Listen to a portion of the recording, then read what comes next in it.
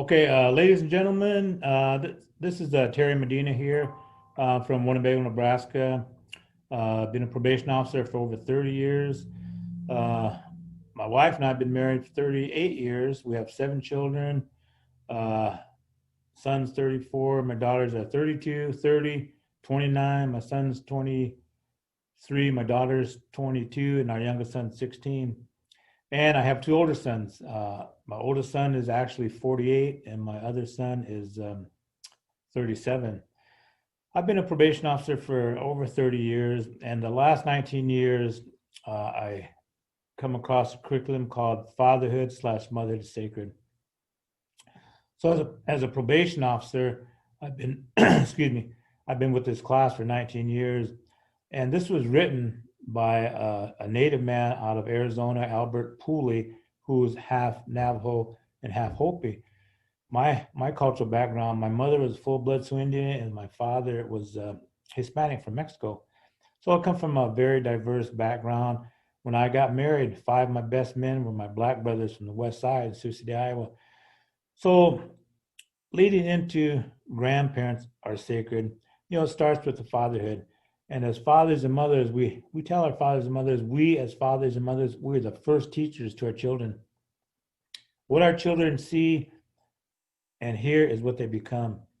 A lot of fathers and mothers never actually knew how to be fathers and mothers.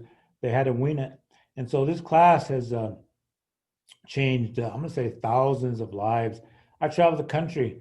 I've traveled around the world teaching this class. And to me, we say in our fatherhood way of life, and for grandparents, we're either a blessing to them, we're blessing them with the loving acts of kindness, with the prayer, with spirituality, with physically being there. So I always challenge my fathers and mothers from all ages. How can you be a good dad or a good mom or a good grandpa or a good grandma if you're not physically there? And a lot of relatives, they go through life and they make choices. As a probation officer, people make choices. They got to come see me. People will be in my office talking the talk, but yet when they're done talking, I said, okay, let's go do a drug test. Some of them run out of my office because they're lying to me, but in reality, they're lying to themselves. So in our cultural ways, our elders, we say elders are sacred. They've attained an age. My Omaha relatives, they talk about the four hills of life, and when you come to that fourth hill, you're an elder, a senior citizen. And so in our native culture, our our elders are held to high esteem. And so it's up to the children, the grandchildren to serve the elders, serve their mothers and fathers. And so 4 years ago, every year I do a conference here in the Siouxland area on father, excuse me, on Father is Sacred. So 4 years ago, that was the theme of the conference: grandparents raising grandchildren. And not just in native communities, but it's epidemic across the country. Doesn't matter what color you are. Our our children, our grandchildren, meth addicted, alcohol addicted, in prisons, in jails, on the streets. So I always challenge my people: how can you be a good father or a good mother, or even the grandparents when you're not physically there? So we say it like this: here is a father over here is a mother over here. They come together. They are the co-creators of their children. So as the co-creators of their children, we say it in a real simple way: be a blessing to them. Be a blessing. Be there. Be actively involved in the lives of your children. If you're not a blessing, you're over here. You're a burden. Me, myself, and I. Selfishness. When we talk about selfishness, a lot of times, I swear to God, people feel sorry for themselves, self pity, and they go into that mode and they're right back over there in the black darkness. We talk about, I was raised Catholic, and I do a lot of Native American sweats, different ways of praying, giving thanks. So over the years, I created it's not kind of a program, it's about spirituality empowerment. I have the utmost respect for our professionals in mental health, substance abuse, and a lot of the elders in Native culture, they're very mistrusting of non-Native. And so to me, I see people every day. I talked to a man who's 76 years old, Sioux City, Iowa, homeless on the streets. Ended up spending an hour and a half with him. He told me his life story, fed him, and brought tears to his eyes because he was a native guy. He lost his spirituality. He lost his native ways. And so for me, every day, if you look around, if you look around and you observe, I have a listening circle that my wife created, and we don't just listen with our ears, we listen with our eyes, our heart, and our spirit. So in my line of work as a probation officer, dealing with elders, senior citizens, people of all colors, I see people walk around with a broken heart, and that heart sometimes is shattered to pieces. Their spirit's broken, their souls are lost. And what happens? They give up on hope. So 4 years ago, when I had the conference on grandparents raising grandchildren out to Winnebago's casino, standing room only, there was probably and maybe 300 people there. And we had a talking circle, and everybody that took that mic, the grandparents, talked about their children, that they're raising their grandchildren now. So we had the black brothers, the Mexican brothers, the native brothers, the white brothers and sisters that were so frustrated because of the decisions of their children, grandchildren, that those tears came out. And for our native ways, my wife, remember now I'm Santee Sioux, I'm Dakota. My wife is Winnebago. So we have cultural differences. The Winnebagos have clans. And so my wife, she's a Thunder clan, which is like the hierarchy of the clan. And so when I was dating my wife, came down to pick up on a date, and it was thundering out, raining out. And I was in the car, and my wife lives in the country, so it was kind of a good walk to her house. So I was sitting in the car back there, and didn't want to get my hair messed up, had my do just right, and so I took a run, got down to her house, and my future father-in-law, seen that, and he called me and said, "Son, sit down and tell you something." He said, we're Thunder Clan. He said, the Thunder Clans, the Thunder beings, they bring rain down to sustain life on Mother Earth. Farmers wouldn't grow corn if they didn't have the rain. Told me a beautiful story. And then he said, sometimes our relatives, they get sad, they feel all these emotions. So those tears come out. And so when those tears come out, that's a blessing because they're cleansing themselves, cleansing their spirit, their heart, and their soul. So all the years that I've been doing talking circles, prayer circles, now listening circles, these relatives shed tears, especially our elders. We could get into elder abuse. A lot of our elders are being robbed by their own children and grandchildren because of selfishness. So in today's society, as an elder myself, I'm going to be 66 years old in October. We have to pay attention. We can do the best we can for our children, but yet the external factors that go into their lives, they make choices. So in our fatherhood, mother, the sacred way of life, I've been teaching this for 19 years. The latest statistics we've had a population of elders 50 and over, which is close to 1,000. Now remember, this goes back 19 years. And so some of these elders that came into the class never knew how to be a dad or a mother. And some of these elders that come into the class, all they knew was negativity with brokenheartedness. And so when they came into the class, they start teaching their children, their grandchildren about being a responsible father and mother. So as a senior citizen, as an elder, as a grandpa, we have to always pay attention because every day is a teachable moment. Every day, the good things, the bad things, the sad, the happy, it's a teachable moment. So our spirituality, I talk about spirituality empowerment. When we lose somebody tragically, unexpectedly, our heart is breaking.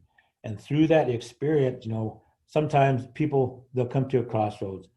And when you come to the crossroads, you're either going to go down a road of a prayer, thanking Creator God for the time you had with that relative, or it's going to be too much for you to handle. You're going to go down this road, alcohol, drugs, back into the black darkness of addiction. And so a lot of times with people, they get stuck on a dead end street or in a revolving door, and they stay there. Self-pity, selfishness, and for them to get off that dead end, they got to turn around, change direction. That means they have to open their heart. They have to have an open mind to become teachable. I will say this when I'm thinking about it. The state of Iowa, uh, DHS office, Rosecrans Jackson Centers in Sioux City, Iowa, and the Federal Halfway House. Finally, our non-native relatives are looking at our native ways and our spirituality. So I'm in Jackson Recovery. I got class tonight. I have 38 people in class, mothers, fathers, staff. Uh, Phil Eaton, he's the CEO of Rosecrans. They was based out of Illinois. He talked to me the other day. He was in town. We talked about prayer. They had a big event not too long ago. There's a big event, and Phil had the mic, and Kermit Dahl, he was the CEO for Jackson. And so when I was leaving that gathering, I said, man, this was on the money. All the elders, you had people there talking about how we could heal our people. I said, Phil, Kermit, I'm going to tell you in the most respectful way I can.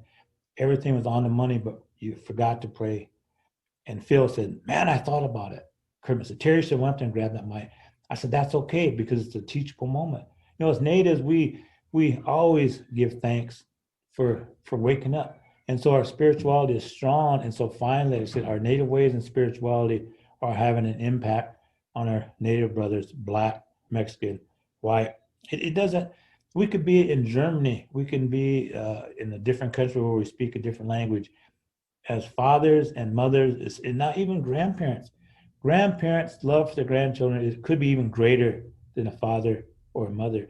So when we're talking about our children and grandchildren, it's up to us to bless them. And so a lot of times those tears come out because sometimes people finally realize for the first time how selfish they were. So I said I'm gonna be 66 years old. I'm a COVID survivor. The COVID hit me April 24th. Battled it for 22 days. When I went to the hospital finally because I couldn't breathe, you know, there's a time there I didn't know if I was going to make it. Myself, I'm not scared to death. We're just going to cross over back into the spirit world. But I was sad to leave my wife, my children, grandchildren. But so here I am. Even look at a tear coming out. Those feelings and emotions are so powerful. Those tears come out in a minute. That's because that spirit and heart is touched. So to me, every day I'm thankful. I'm grateful to still be here to have an impact on my children.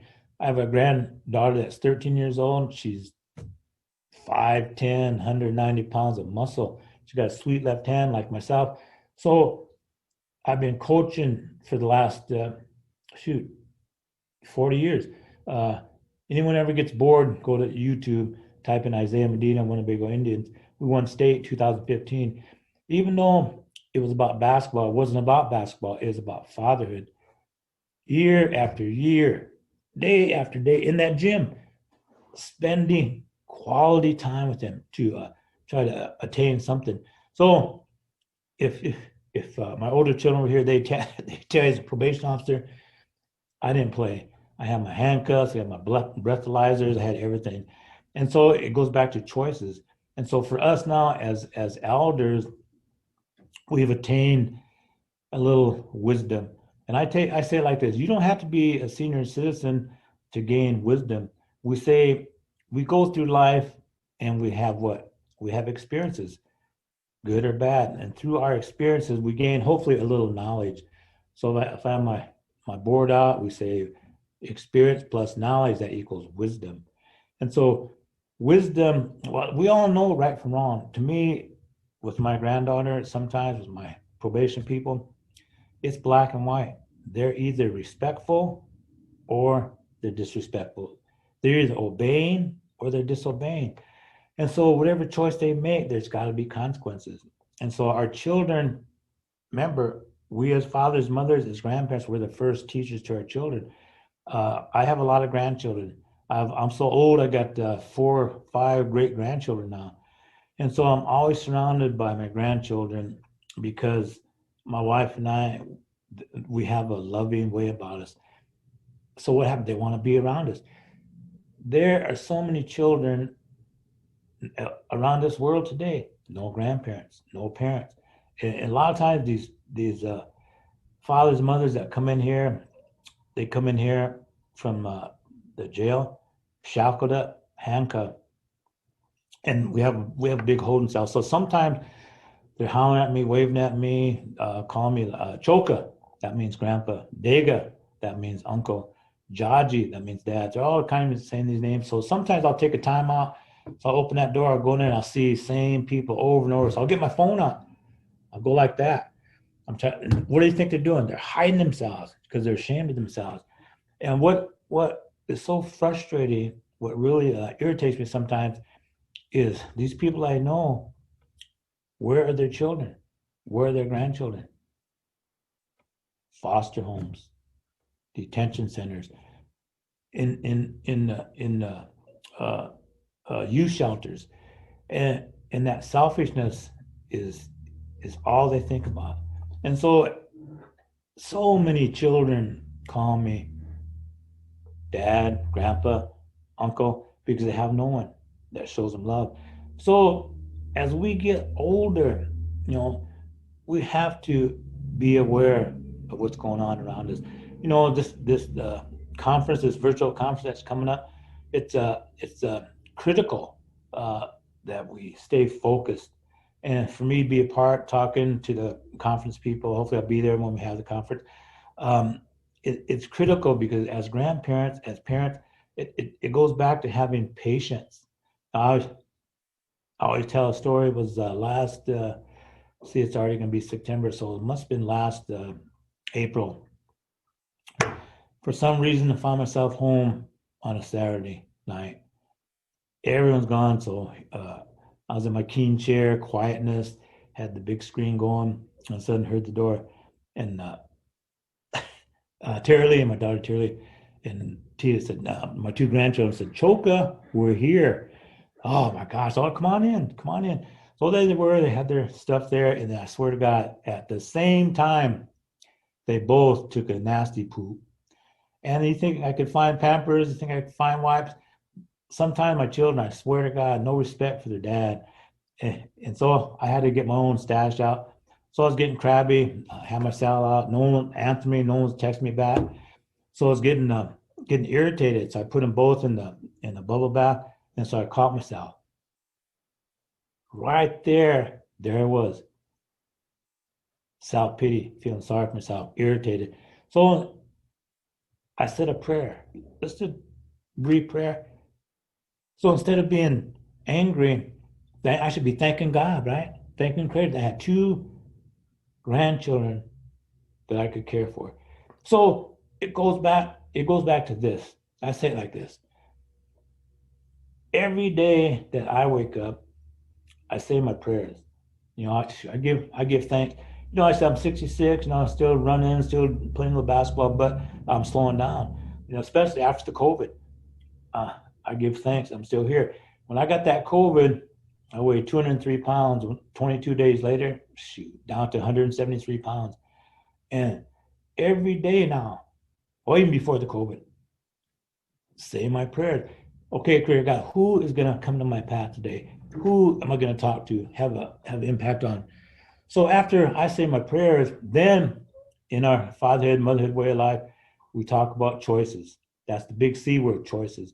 So then we make choices. Should I go to work today? What should I do? What should I wear? We're always constantly making choices every day. So after I say my prayers, after I make the choices, then here it is, guys. You can write this down. You can make this quote. To me, the three most important things, especially our young children, sometimes, like I said, no respect for their elders, no patience. So to me, every day, it's all about attitude. It's all about attitude. If you don't got a good, positive attitude, what do you have? You have a negative, excuse my language, piss poor attitude, and it shows. And along with that, the word respect, that is a big word among us, not just as people of color, but it's a big word. So I couldn't be a juvenile probation officer because so many children nowadays have no respect for their mothers and fathers. A few years ago, I had to go into a home with the grandmother raising a grandson, and my truancy officer called me. He said, "T, I need you over here. This boy won't go to school. He's being disrespectful." So at the time, I was in the drug dependence unit teaching class. And so anyway, I had to go over there. So there is this boy had his back to me. It was one of those moments in time. There's my truancy officer standing here. There's this grandmother in the late 60s, early 70s, sitting in a chair with their head down, crying. And it just, one of those moments. So that boy was walking, finally was going to go with our truancy officer. So that boy was walked by his grandmother, if you can believe this, excuse my language. He said, "Why don't you go back to bed, you old bitch?" I don't know. I couldn't, excuse me. I was like a speechless, shocked. And just right there, my hands started trembling. And so I put him back in the car, took him down to the jail, handcuffed him. He went to the detention. That was a Wednesday, Thursday, Friday, Saturday, Sunday, Monday. He come to court Monday, totally different, crying. "I'm sorry, I'm sorry." His grandma came to court. And so that was, what I say, a year and a half, 2 years ago. So that young boy who was 16, I made him come to my father class. The book is 12 sessions, but I created a pre-introduction to the book. So I had fathers, grandfathers come talking. This boy, his father died at a young age, so he never had a dad. He never had a grandpa. Just had a grandma, and the mother was missing in action. So that success story, he changed. He became respectful. He became loving. Got away from his crew, quit smoking pot, drinking, and he's in college today. But what if I didn't intervene? What if I didn't take time? Say, "Randy, just go ahead and take care of it." But I didn't. So to me, it's like with my children, grandchildren. I'm the kind of dad. I give them tests, and they usually fail. Like my daughter, 22, beautiful, beautiful girl, but she's the laziest ever. I put her up against anyone. She's lazy. So I give them tests all the time. She has a cell phone, and I've suspended that cell phone because she can't do the dishes. She can't wash the towels. And so to me, when she fails that test, and I'll suspend her cell phone. And when I first started doing that, she's in high school. She's 22 now. She says, Dad, did you pay the bill?" So why? What happened? "My cell phone is off. It's not working." And so I said, "You know what? What did you do?" "You didn't do nothing." So I suspended that cell phone. I said, "Did I suspend it?" "You suspended it." So to me, remember, every day is a teachable moment. And so for me, I give my kids tests, and when they fail, then I said, "See, that was a test. You failed it." So you got to keep them on their toes, but more importantly, you have to communicate with them.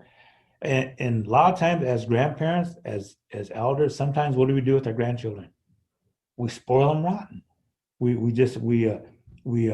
cross that line where we enable them to be irresponsible, to be selfish, and that's the key. We try to empower them to be responsible young ladies, young men, but then, oh, poor Jen, poor Terry, then we give them a break. We enable them to be irresponsible. So it's a fine line to be consistent. I tell the relatives, just because I'm teaching this class, don't mean I'm perfect.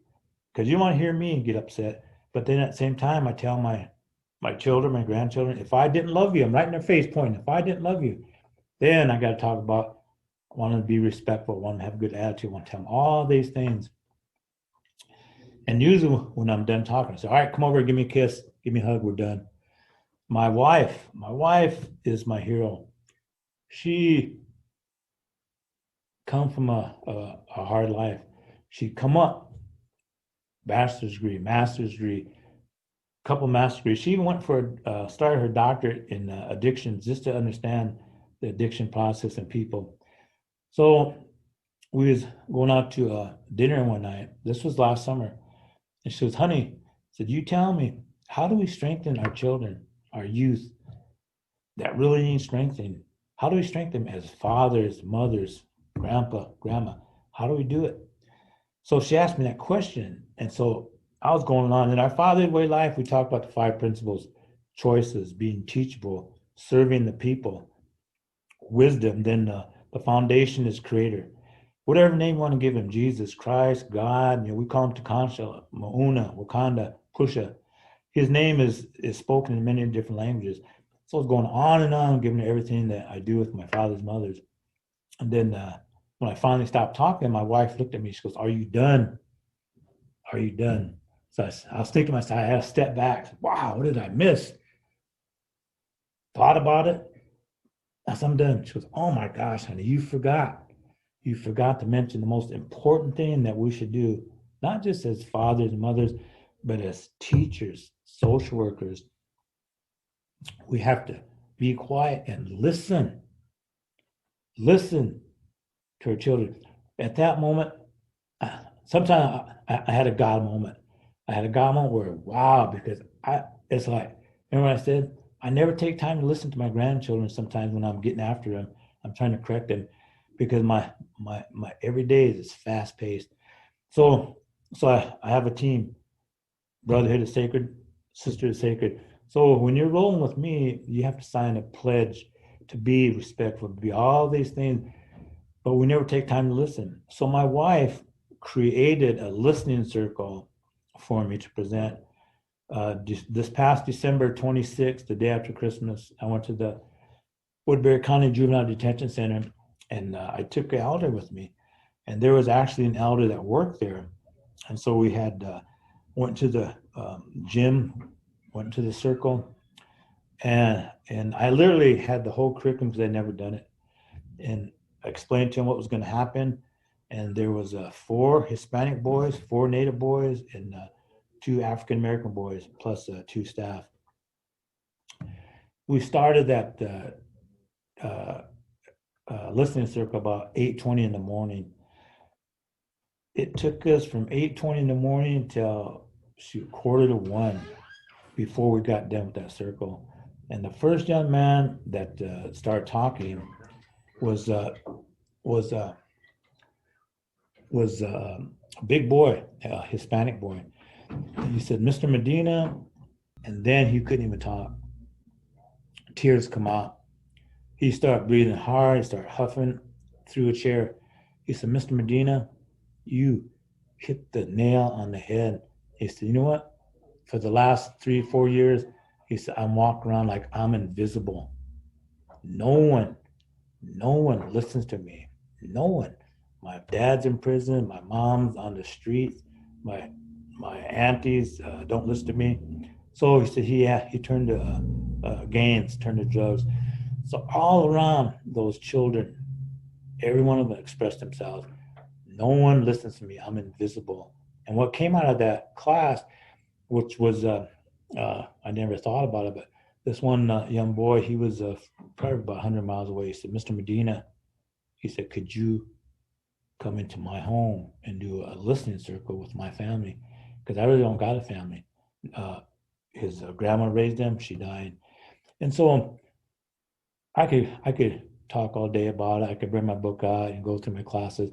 But in all the classes I teach, it goes back to showing love, being a blessing to them. Because if you're not a blessing, that selfishness is a destroyer. And in our world today, alcohol and drugs is a destroyer. And so when they get hooked on that, there's the children, there's our grandchildren. So for me to be invited to share my few words of wisdom, I want to say thank you to Jen for having me here. And then when we come time for the date, like I said, I'll give my information out, and then we can network and do those kind of things. So how I want to say this, for us, when we're called upon to do something, Jen blessed me. And so the blessing I get is the blessing I get, because we never know when we're going to need a blessing. So standing here today, taking time out to express myself, I want to say God bless every one of you, and love you all. God bless you.